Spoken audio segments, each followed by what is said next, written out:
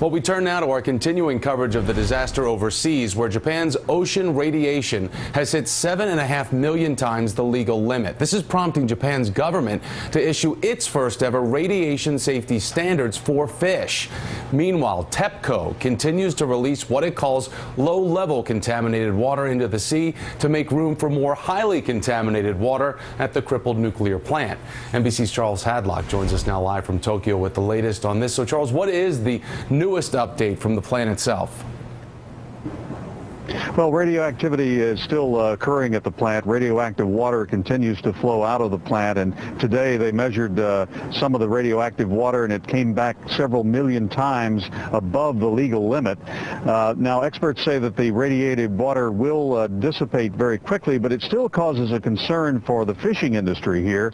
And today, the government of Japan issued new standards for the level of radiation in fish, and already at least one fish caught offshore exceeded that limit. So it is raising fears that it could damage the fishing industry in Japan. Today at the plant, they're still trying to seal the leaks, but they must pour about 50,000 gallons of water through the reactors each day to keep them cool. But because of the earthquake, the tsunami, and the explosions, a lot of the pipes are leaking, so they're just trying to seal that. The priority now, though, is to keep water on the reactors, even if it means, for now, polluting the ocean. And Charles, how are residents reacting to this new seafood safety guidelines? Well, it hasn't dampened the appetite for fish in Japan just yet. A lot of the fish houses were still open for business today. A lot of the restaurants still serving the famous sushi dishes. But a lot of people are concerned about it. One business owner said his restaurant is off 50% so far this week. But it is too early to tell. A lot of folks still depend on the fishing industry here, but Japan imports more fish than it exports, but still it's a $2.3 billion business for Japan, and it's already being hit by the bad news. India now says it will ban all seafood from Japan for the next 3 months. NBC's Charles Hadlock in Tokyo for us. Charles, thank you very much.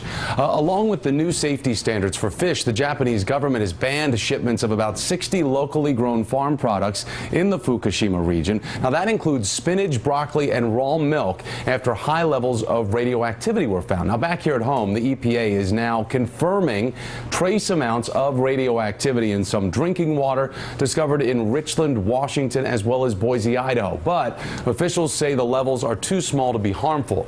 Joining me now is Tom Crimmins, former director of the American Nuclear Society.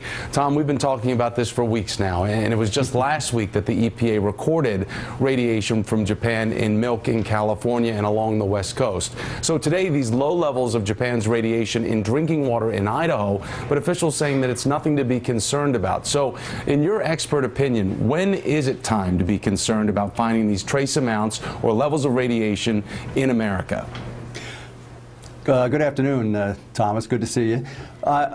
There should not be any concern here in the United States. These levels are very, very low, and in fact, you may recall back when there was atomic bomb testing, there was fallout coming across our country all the time, and those kinds of levels were found in the environment. These are very, very low, and we should not be afraid of them at all.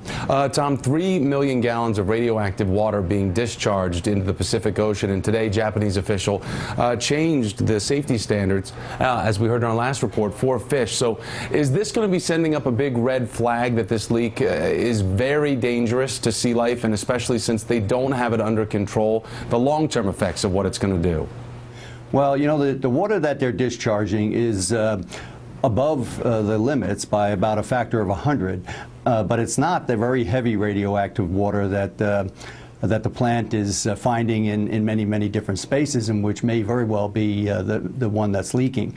The idea is to take that very low radioactive water, relatively low, and discharge it to the ocean, about 3 million gallons, as you say, in order to make space for continuing to isolate the very heavy radioactive water. And that's important because workers cannot get in to restore the cooling system, the closed water, closed cycle cooling system, which is so vital to keeping these plants totally stabilized for the long run.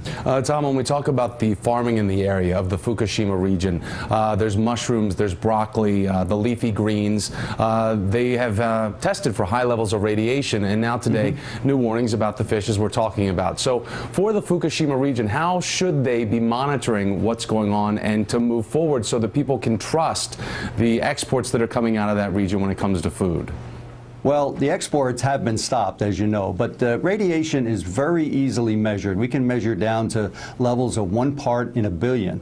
So it's not an issue of not being able to find out what's going on. So if you look at the radiation levels out in the prefectures or different states around Fukushima, it is dropping off considerably. Matter of fact, it's off by a factor of 10 to 15 in most of the cities and towns where they're measuring. So it is decreasing. It will be a problem for a while, but eventually those areas will be cleaned up, and that food will be restored to the marketplace. And you talk about eventually that it's going to be cleaned up, but what is the long-term outlook as we continue to monitor the situation there that they don't have under control?